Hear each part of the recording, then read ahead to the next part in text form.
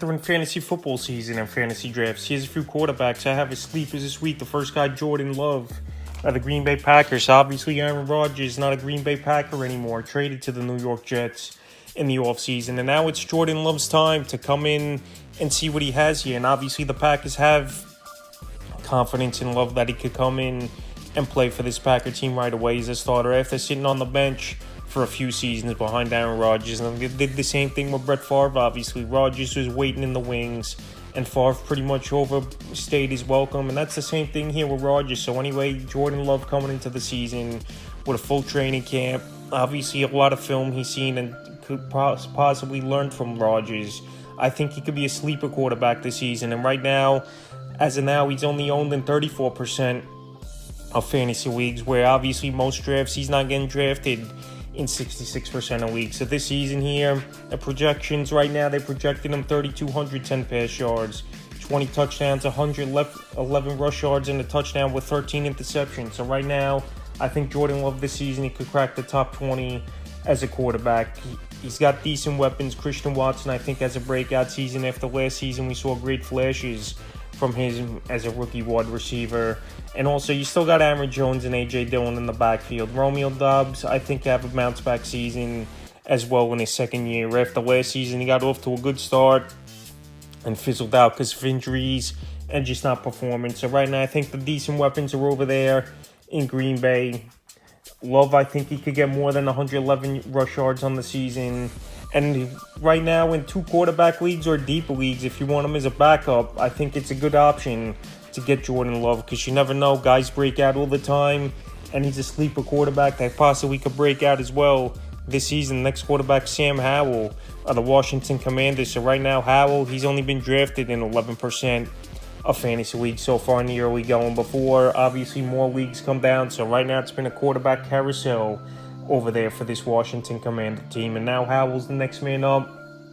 And last season, he played in a few games, 169 pass yards, a touchdown, and then throw 35 rush yards and a rushing touchdown. So he's got some legs as Howell.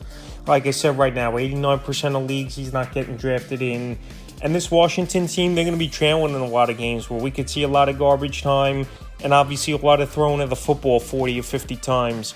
And they got some pretty decent weapons as well. I think the backfield tandem in Gibson and Robinson is pretty decent, I believe. You got Terry McLaurin, who's always a top 15, top 20 receiver when it's all said and done. Jahan Dotson you got over there. So they got some guys that can make some plays. And we'll see if Sam Howell could get things going. He can't be any worse than the quarterbacks they've been running out there, I believe, over the last few seasons. So the Commanders figured we'll go with a younger guy, even though he wasn't a highly touted prospect and draft pick for them a few years ago. He's still a player they're going to give an opportunity.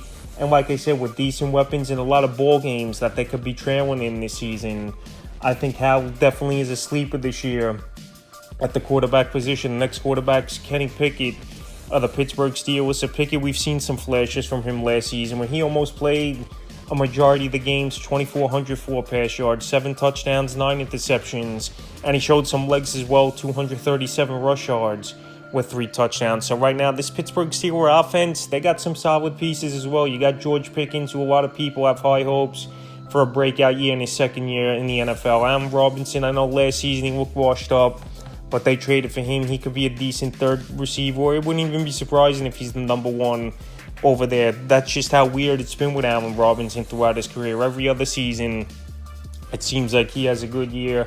And you got Deontay Johnson as well. Then you got Pat Freiermuth. And you got Harrison Warren in the backfield. So I think it's a pretty solid offense. Like I said, Pickett, a lot of experience last year in his rookie season, playing almost 16 games on the year.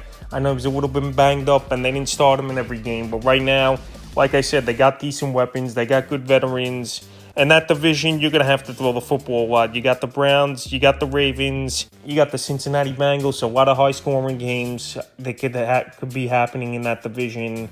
And like I said, in the second year, mostly quarterbacks, that's where they take the next step. And I think Kenny Pickett, with all the weapons around him, and last season, some ball games, he did look confident.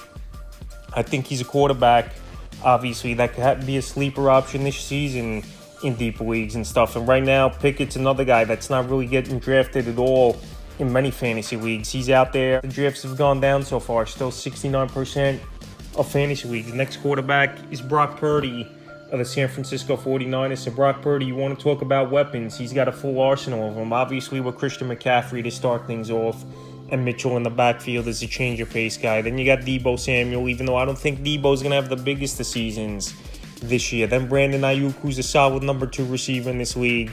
And George Kittle, who's a top 5 tight end for me this season going into the league. So Brock Purdy last year, we know he was great with the San Francisco 49er team after Jimmy Garoppolo and Trey Lance went down early in the year. 1,374 pass yards, 13 touchdowns, 4 interceptions, 13 rush yards, and a rushing touchdown. So he got to the NFC Championship with this 49er team, and then obviously hurt the elbow early in that one, and that was it for them. But anyway, he's going into camp as the starting quarterback. Already announced here is Brock Purdy, and he's definitely a sleeper and a quarterback that I think helped fantasy owners throughout the season. As a backup quarterback, let's say to draft in 12, 14-team leagues and use them bye weeks, or if you have a quarterback you draft that you're not sure about, it wouldn't be surprising to me that Purdy could come in and play good. So right now, going into the year, top 15, top 20 quarterback I think he could be, but it won't be surprising to me if he sniffs around that top 12 is Brock Purdy, because like I said, he's got an arsenal of weapons.